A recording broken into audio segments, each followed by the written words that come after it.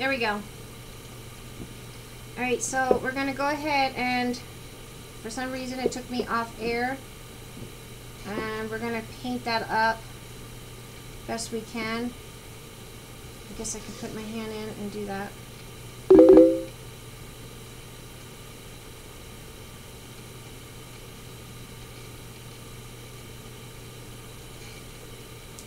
Okay. Then go ahead and grab your cheesecloth, and you're just going to wrap it around. And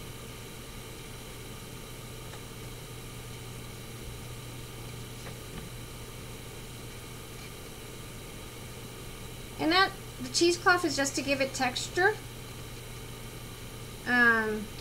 You can put whatever you have, and you don't have to glue it because we're going to put more gesso over it. And this is just going to give it some texture so it's not just a plain paper mache thing, you know. If you have any extra in the bottom, go ahead, snip that off.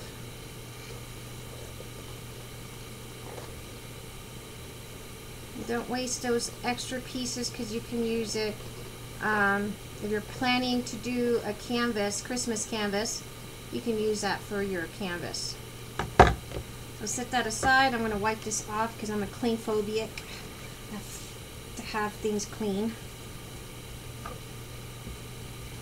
Alright, so now I go ahead and apply more of the gesso on top of all this cheesecloth, and once you have it completely covered with the gesso, you can let it dry to your liking,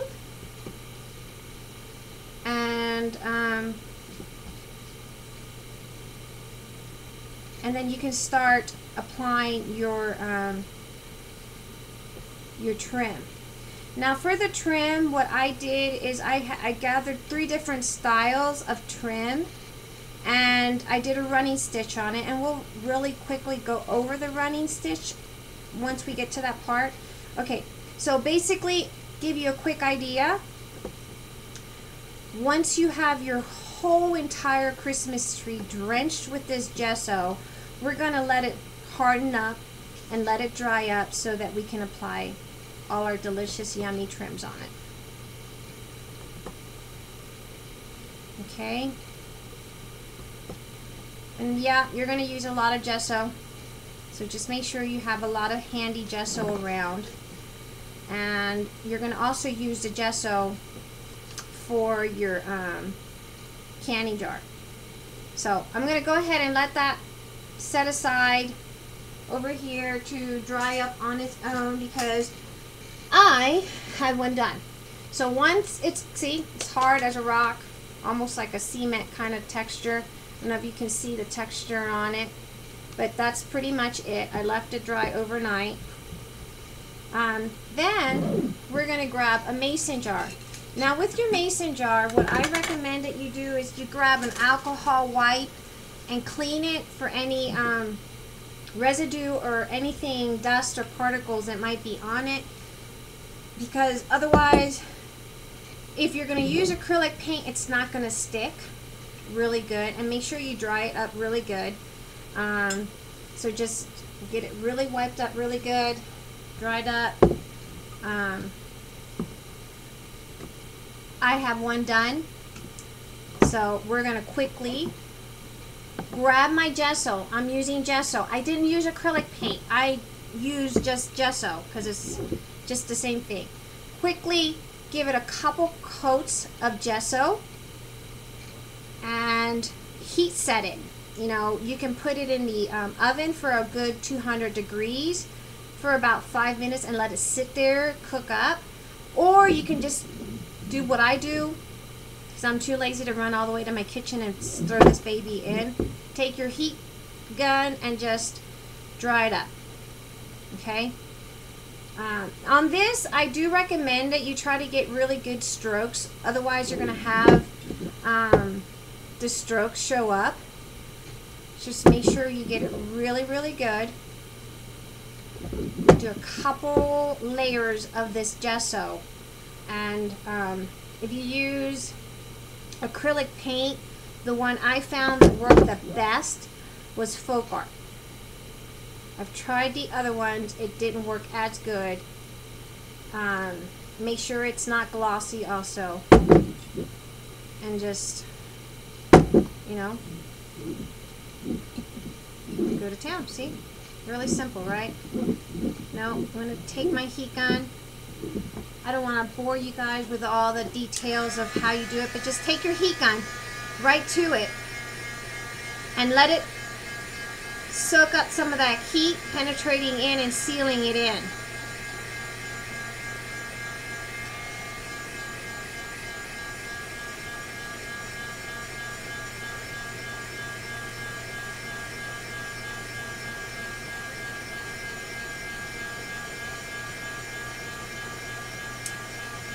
The glue gun's going to be available. It should be here next week. If it's not here by the end of this week, it'll be in by next week. We'll make sure we'll post it. We ordered 20. And let me tell you, I have various collections of glue gun, and Angela told me about this one because I can't stand the glue webs. And this has less glue web, and it's a lot better. So thank you, Angela, for that recommendation, because I cannot stand those glue webs. So once you have a one coat on, go ahead and do another coat of your gesso, and make sure you do good strokes.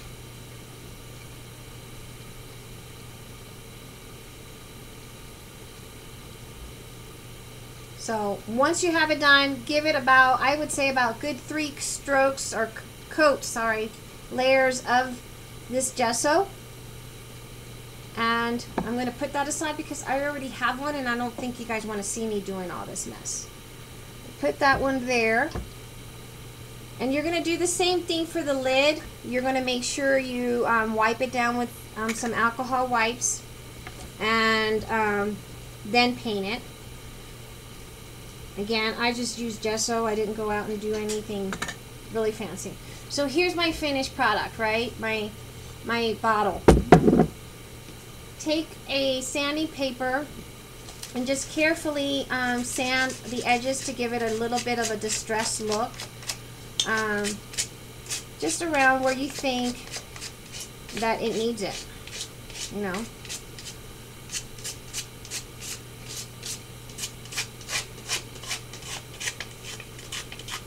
And this is like a medium paper, sanding paper, sorry. I was about to say something in Spanish because I'm used to doing my classes in Spanish. Basically, it's just giving it a little bit of a wear and tear.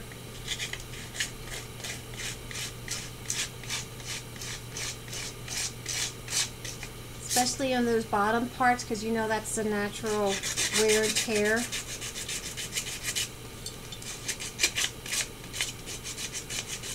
Some mason jars have letterings on it that says on it, and it looks really cool when you go over the letters and they stick out, the distressed look. You want to try to put some crackle. That would be absolutely gorgeous as well. I have one mason jar that I did like that I crackled it up, and I had a crackle effects to it. So just give it a little bit of a distress touch here, okay? Not too much, because we don't want it too distressed. Clean up. Wipe up my bottle just a little. And I just got some baby wipes that I used for wiping my table. And I'm just wiping my bottle off of all the sand, the dust. Okay. So there we go. Now we also need to do the same thing, sanding the lid as well, and I'm going to just really quickly give it a quick, so this is the lid for the other jar. All right. Okay, so now that's my mason jar already ready for me to prep it up. And what I did is I put my tree to make sure, and I'm going to raise the camera right there. See, it's going to sit just like that on my mason jar. And you can hold this just like that. Just start putting your lace and trim. On the first one I have, it's about, I have 2 yards. 2 yards, and then another piece of 27 inches and another piece of 16 inches. And these are just, I'm going to slowly glue them on to the body of my tree. And I've done that. I've got, here's my 16 inch, my 1 yard. Here's my other yard. So I have 2 yards. And here's another piece that I have laying around just in case I have leftovers that I need. And then on my other trim, this is a fringe trim that I have. See that? I just gathered it up. I did a running stitch, and we'll do something really quick to show you how to do that. I think we're all big girls. We know how to do that, right?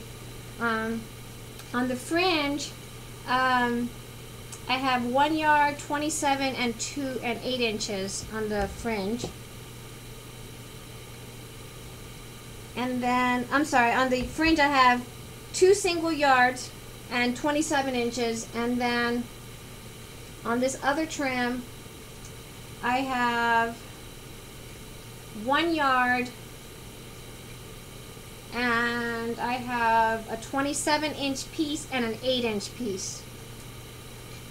Okay, and I will repeat these again as I'm building it. So basically you're going to grab your needle and thread, and I use a quilting thread because it's a lot thicker and a lot sturdier and a lot stronger. It doesn't, you know, break easily. So grab your needle and thread.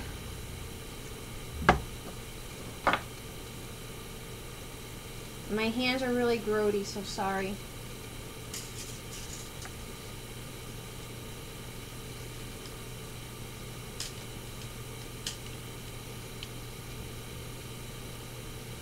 I haven't done a class in a while, so sorry, I'm not an expert. I'm just a crafter. Okay, so go ahead and thread your needle like so.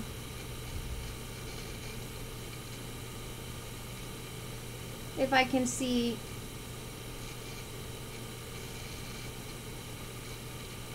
there we go.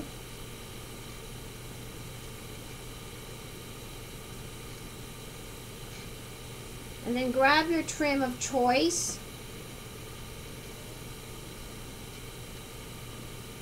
In my case, the first layer I took, I have an order that just came in, a shipment. In my case, my first trim, my first layer is 1 yard, and I did 1 yard with a running stitch. And before I even snipped off the end piece, I measured it up to the tree to make sure it fit perfectly on there. So,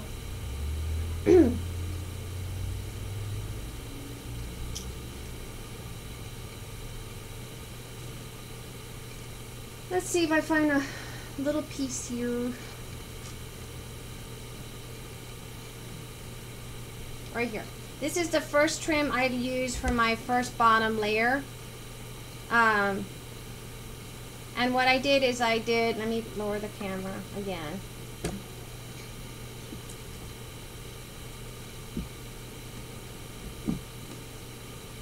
I did a lock stitch to lock that stitch in so that when I did the running stitch, it would not come undone. I'm not a seamstress and I don't pretend to be one. I just do whatever I know. Okay, so then we're going to do really long running stitches throughout the trim, and then I'm going to measure it up to the bottle, not the bottle, the tree, sorry. Confused.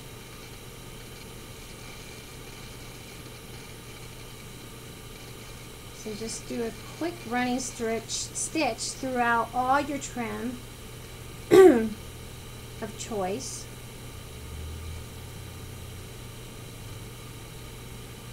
And then after we get all the trim on, I'll show you again how to get the tassels on. So see, I have my trim already. I did a running stitch.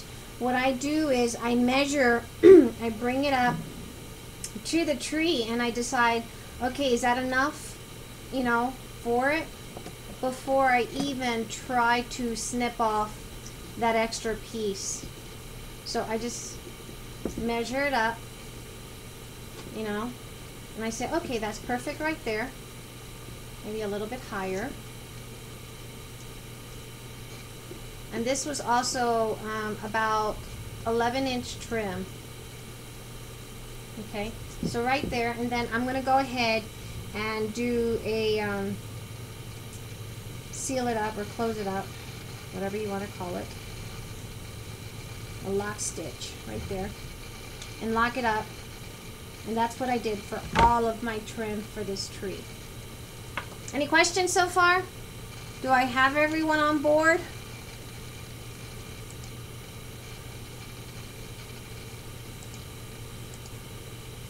Any questions?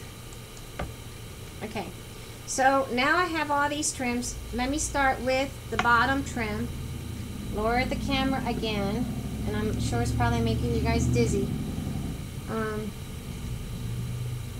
I'm sorry for that. Okay, so this is my first bottom piece of a trim. Now this trim I picked up at Hobby Lobby. It was $6.99 a yard. But I did find it for the store for the purpose of this video. This is from the Hobby Lobby store, but I did find it, so I will be posting a link as to it, to the website, to the store. So this is a 1 yard right here that I did a gather running stitch, and as you can see, here's the bottom of my tree, and I just kind of figured out where it goes. See that? Sealed right there. So I'm going to turn it around and start gluing.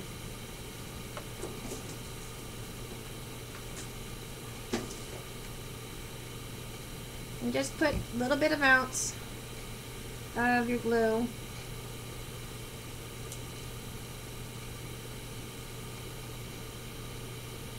And just go around your whole base of your tree with your glue gun.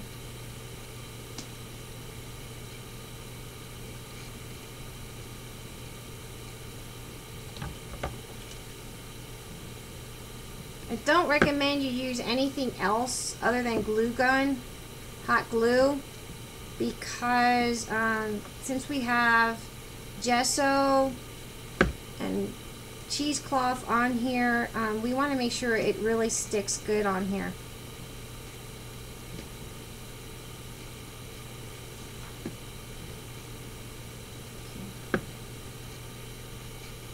So again, this is the first trim, and it's 1 yard, and I'm just going around the whole base of the trim, and I'm going to be alternating it with different styles of trim just to give this a different look as opposed to the one that I did the other day. So,